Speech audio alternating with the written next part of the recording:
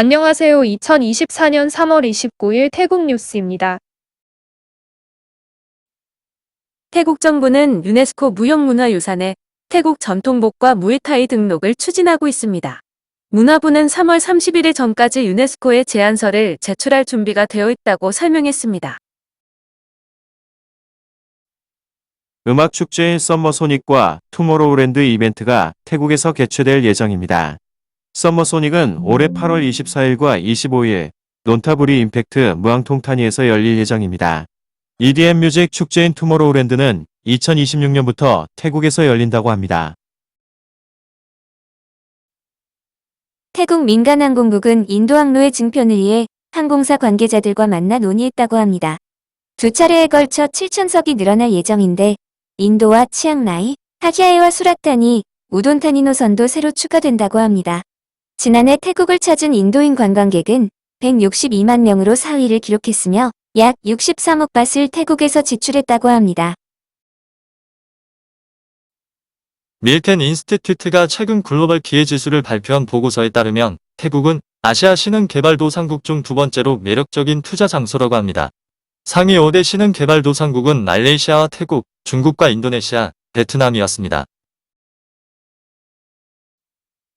송클라 지역에서 광견병이 유행하고 있는 가운데 올해 3월 27일까지 개 22마리, 소 1마리가 광견병에 감염된 것으로 나타났습니다. 지방당국은 가축과 애완동물에 대한 광견병 예방접종을 실시하고 있으며 통제 가능한 수준이라고 설명했습니다.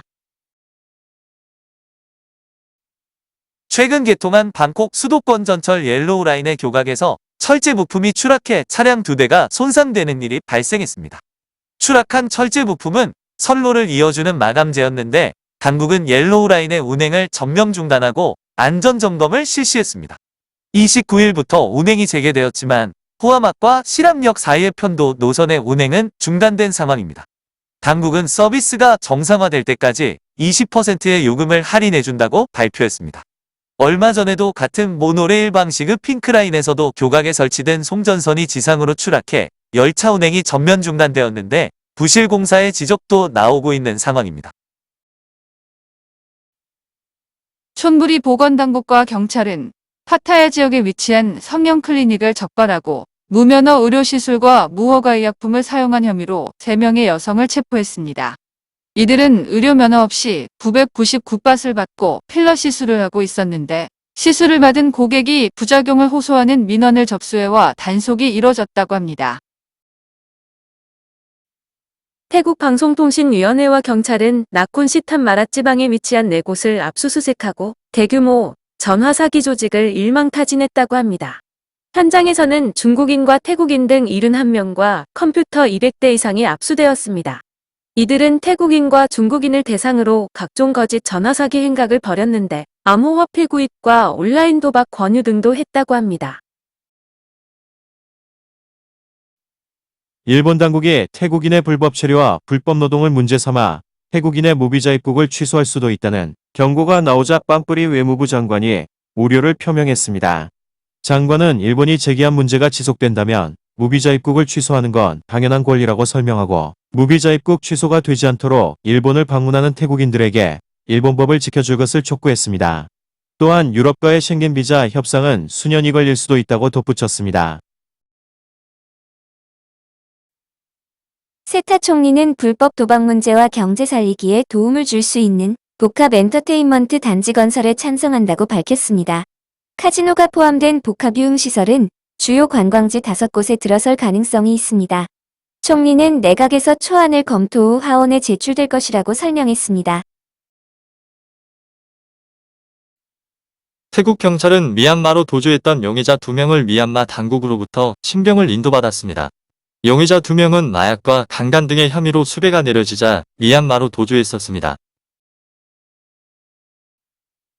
16년 만에 태국 내 쌀 가격이 급등하고 있습니다. 농민들은 가격 상승에 기뻐하고 있지만 아무래도 고물가로 고통받는 일반 태국인들에게는 좋지 않은 소식 같습니다. 과거 품종에 따라 톤당 6천에서 7천 바시던 쌀 가격은 햅쌀의 경우 톤당 1만에서 1만 2천 바 사이에 거래되고 있다고 합니다. 라온 공과대학에서는 올해 졸업장 수여식에 AI 로봇을 도입했다고 합니다. 자체 개발한 AI 로봇은 1489명의 이름을 호명했는데 로봇의 이름은 넝차무왕이라고 하네요. 태국과 인접한 라오스에서 3월에만 54건의 탄저병 감염 사례가 보고되었다고 합니다. 태국 정부는 축산농가의 소와 물소를 면밀히 관찰해 줄 것과 함께 병들거나 갑자기 폐사할 경우 즉시 당국에 신고해 줄 것을 촉구하고 있습니다. 태국에서는 2001년 이후 탄저병 사례는 보고된 바 없다고 당국은 설명하고 있습니다. 중국 업체가 태국산 두리안을 100억 밭, 컨테이너 3,000개 분량을 주문했다고 합니다. 이중 컨테이너 400개 분량의 두리안이 4월 내에 중국으로 보내질 예정이라고 하네요. 태국 경찰은 대형 도박 사이트 조직에 대한 조사가 진행 중이라고 밝혔습니다. 해당 도박 사이트는 월 수백만 밭의 판돈이 오간 것으로 조사되었는데 방콕 내 5곳에 대한 수색이 이루어질 예정이라고 설명했습니다. 동성 결혼 법안이 태국 하원에서 통과되었습니다. 법안은 곧 상원으로 보내져 검토가 이뤄질 것이라고 합니다. 당국이 롯부리에 서식하는 야생 원숭이 중 폭력성이 높은 50마리를 포획 후 나콤나육에 위치한 보호센터로 이송할 계획이었습니다. 하지만 센터 인근에 거주하는 주민들이 반대에 나서면서 당국은 포획한 원숭이들을 당분간 이송하지 않겠다고 밝혔습니다. 올해 3월까지 수출한 태국산 쌀은 지난해보다 50만 톤 많은 250만 톤이라고 합니다. 당국은 올해 수출 목표인 750만 톤을 넘어 800만 톤까지 도달 가능할 것으로 내다보고 있습니다. 피팟 노동부 장관은 여성 근로자의 유급 출산 휴가일 수를 90일에서 98일로 늘리도록 결정했다고 밝혔습니다. 또 임금위원회는 주요 관광지 10곳의 호텔 분야 종사자에 대한 최저임금을 하루 400바트로 인상하는 것을 결정했으며 4월 13일부터 적용될 예정입니다. 인상 지역은 방콕의 파투만과 와타나 지역, 끄라비 아오낭, 촌부리 파타야, 치앙마이 무앙, 브라츠와 키리칸 후아힌, 파마쿠가, 푸켓과 라용 반페, 송클라 아샤의 수라타니 꼬사무이입니다. 26일 저녁 방콕 라차망카라 경기장에서는 월드컵 조별 예선 대한민국과 태국의 2차전 경기가 열렸습니다.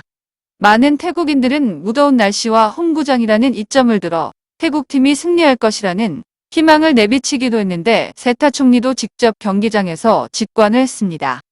기자들과의 인터뷰 자리에서는 주변 관중들이 3대0으로 태국이 승리할 수도 있다는 말이 나왔지만 3대0으로 승리한 것은 대한민국이었습니다. 이후 SNS에는 피파 랭킹 100위권인 태국이 한국을 이기긴 역부족이었다는 자성의 목소리가 나오기도 했습니다. 한편 경기 관람 티켓이 전석 매진되면서 암표 거래 가격이 10배까지 치솟았는데 경찰은 티켓 구입 시 주의해야 한다고 촉구하기도 했습니다. 태국에서는 각종 티켓 판매 사기가 횡행하고 있어 당국은 티켓을 거래할 때는 신중히 생각 후 거래할 것을 당부하고 있습니다. 태국 경찰은 촌부리 무앙 지역에 위치한 두 곳의 상점을 압수수색하고 180만 바 쌍당 6,600개의 물품을 압수했습니다. 당국은 청소년들이 무분별하게 전자담배를 구입하고 있다면서 지속적으로 강력한 단속을 실시할 것이라고 밝혔습니다. 태국에서 전자담배를 유통하거나 판매 시에는 3년 이하의 징역과 60만 바트의 벌금형에 처해집니다. 마약 단속국은 18.8kg의 마약을 태국으로 밀반입한 중국인 2명을 방콕 팔람가오 지역의 콘도에서 체포했습니다. 집안에서는 철제 부품 속에 숨겨진 마약이 발견되어 경찰이 압수했습니다. 이민국 경찰은 파타야 지역에서 2년 넘게 불법 체류한 51세 한국인 남성을 체포했습니다.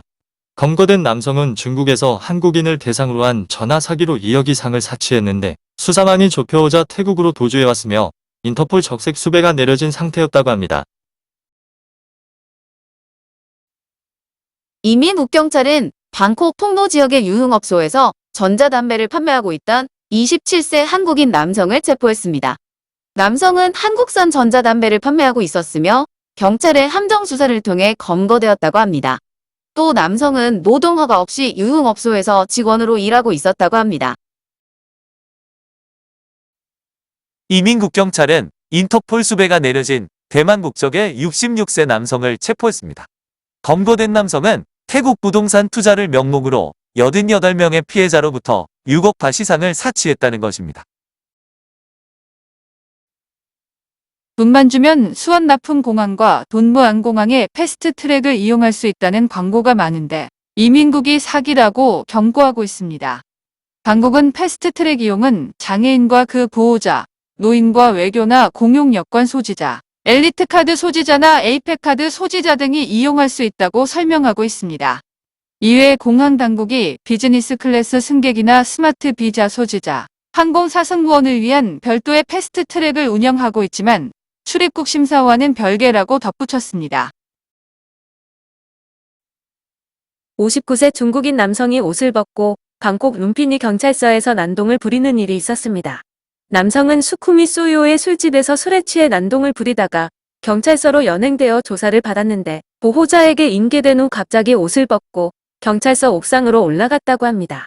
경찰이 설득했지만 남성은 건물의 물탱크로 다이빙했는데 경찰은 병원에 정신감정을 의뢰했으며 정상으로 판명되면 추방시킬 것이라고 설명했습니다. 가시콘 리서치 센터의 연구 결과에 따르면 초미세먼지 대기오염으로 태국인의 수명이 1.78년 단축됐다고 합니다. 센터는 대기오염으로 평균 수명 단축에 직면하고 있는 나라 29위에 태국이 올라 있다고 설명했습니다. 31세 노르웨이 남성과 태국인 여성은 결혼식을 위해 반지와 예복을 구입하러 센트럴월드를 방문했다고 합니다. 쇼핑 후 두 사람은 귀가를 위해 버스를 탔는데 4인조 소매치기범들에게 귀중품을 도난당하는 피해를 봤다고 합니다. 피해 물품은 아이폰과 현금 3만 bat, 노르웨이 화폐 200크로네, 신용카드 등이었다고 하네요. 푸켓 바통 경찰은 식당 간판에 스프레이로 낙서를 한 20대 러시아 남성 2명을 체포했다고 발표했습니다. CCV로 용의자를 특정한 경찰은 바통 해변도로의 숙박시설에 용의자들이 머물고 있는 걸 파악해 체포했다고 합니다. 나콘나역 이민국은 불법 체류 혐의로 헝가리 국적의 남성을 체포했습니다.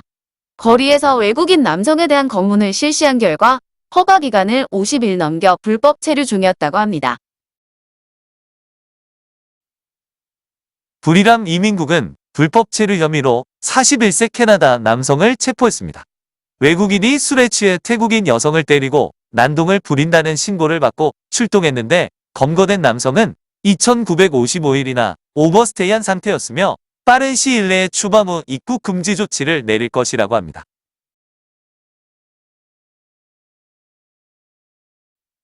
오늘도 시청해 주셔서 감사합니다.